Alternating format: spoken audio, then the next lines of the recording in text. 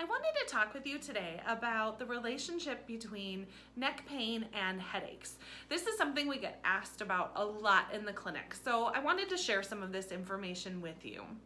There is a strong correlation between problems in the neck and the generation of headaches. And in particular, we're referring to tension type headaches and cervicogenic headaches. There is a difference between these two types of headache sources, so we're going to talk about that first and then talk about how physical therapy can be very beneficial with each of these types of headaches. So tension type headaches are a primary headache, meaning they're not caused by another problem somewhere within the body.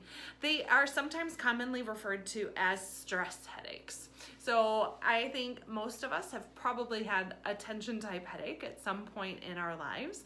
Tension type headaches are different from a migraine or other types of headaches because you can get pain on both sides of your head. The pain itself doesn't necessarily change or worsen when you do activity. And there are things that we can do in physical therapy that improve those tension type headaches and get them to calm down. These headaches are associated with stress, with bad posture, and a whole bunch of other things that go along with head pain. On the other hand, cervicogenic headaches are called a secondary headache, meaning they are caused by another problem somewhere in the neck. So if you have arthritis, or if you have disc problems in the neck, or perhaps you have bone spurs or a spondylolisthesis where the vertebrae have, or one or more of the vertebrae have slipped forward, this can cause problems and dysfunction in the neck, and that dysfunction can generate head pain. So that's just like any other problem in the body. Pain can be referred up or down in the chain of movement from the original source. So because the neck connects to the head, sometimes problems in the neck will refer pain up to the head and cause headaches. Tension type headaches are probably what we see most frequently in the clinic, and there's a reason for that. Tension type headaches are often caused from trigger points in muscles, and a trigger point is a taut band of muscle fiber within a muscle. It's not the whole muscle, it's part of the muscle.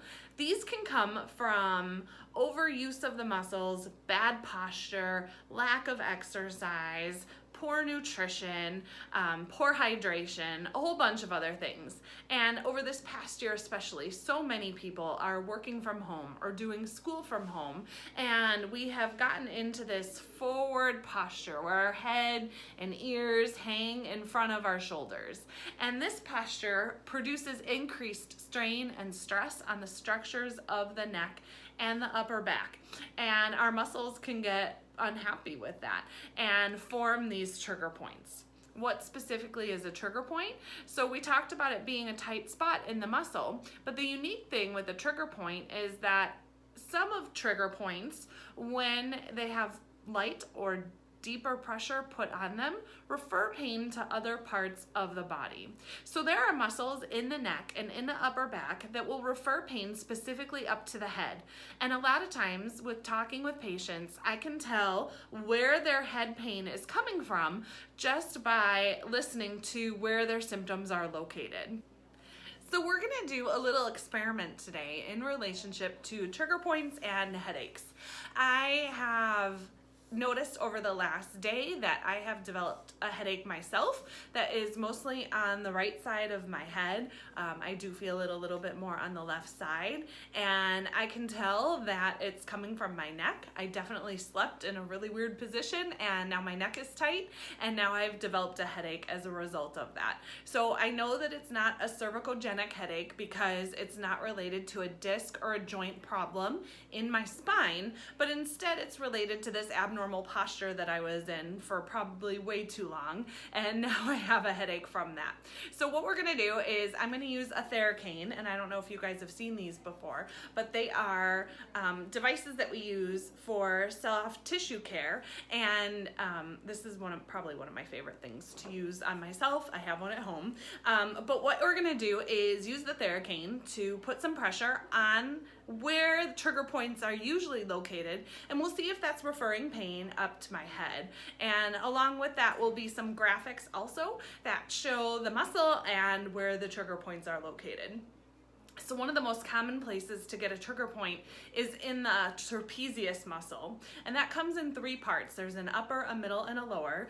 The upper portion is where we typically will get pain referred to the head, and we feel that that's a big muscle on the top of your shoulder. And so if I put some pressure on the theracane here, we're kind of near where the trapezius muscle joins with my collarbone or my clavicle, and I put some pressure down on it, and we kind of wait a minute, I can feel a little bit of discomfort, not a lot, but a little bit of discomfort kind of up and around my ear. And you'll see in the diagram that that is a common place for pain in an upper trap trigger point to refer to. Another muscle that's often the culprit in tension type headaches is the sternocleidomastoid, and this muscle runs from right behind your ear down into 2 parts, one to the collarbone and one to the sternum, which is the breastbone. And this muscle sometimes gets overlooked a lot because it runs more in the front of the neck, and a lot of times we just focus on the back of the neck. So we're gonna poke around on that one a little bit too and see what happens. This muscle, especially on the branch of it that goes down to the collarbone, yeah, so this branch that goes down to the collarbone tends to have more trigger points that refer pain up into the head. And when I put some pressure in here, notice one that I'm not using the theracane because there's a lot of important structures in here, so I want to be careful with where I'm digging and very specific with where I'm applying pressure. This is referring pain across my forehead, kind of above my right eye, so right in here. And you'll see that that correlates with the trigger point referral pattern for the sternocleidomastoid muscle. There are a lot of other muscle groups that refer pain into the head, but one of my favorites to work on is the suboccipital group, and I know that this one is already tight on me, so I'm gonna work on that one and tell you guys what I'm feeling. So I'm gonna go back to using the theracane because then I don't have to get into an awkward posture myself to feel these muscles. The suboccipitals are a group of smaller muscles that are at the top of your neck and connect to the base of your skull. And while these muscles are very small, they pack a very mighty punch and can cause a lot of dysfunction, especially because as we do our forward activities throughout the day, these muscles tend to get very tight as our heads protract forward. So good posture is really, really essential for keeping this muscle group happy. And to feel those, I'm going to use this theracane right at the base of my skull. I don't know if you guys can see that, but I'm going to go right at the base of my skull, kind of out, not all the way to my ear, obviously, but in the back of my neck. And I'm going to apply a little bit of pressure here. And when I do that, you want to go gentle at first and then go deeper if you can tolerate it.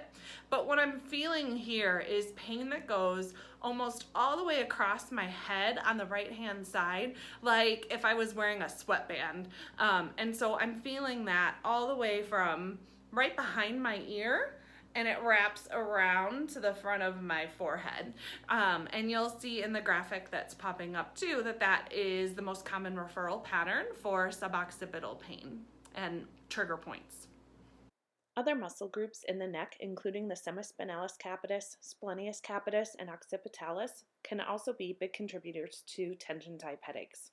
While this list isn't inclusive, you can see easily how trigger points located from specific muscle groups in the neck can directly contribute to headache pain. So I hope by seeing this demonstration, one, that your therapists are not perfect too. We end up treating ourselves on many occasions, but also that headaches are not something that you necessarily have to live with.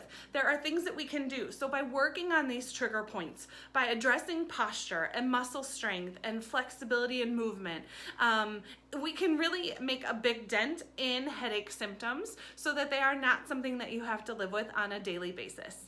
If you have questions about headaches or head pain, please, as always, feel free to contact me anytime. I look forward to hearing from you.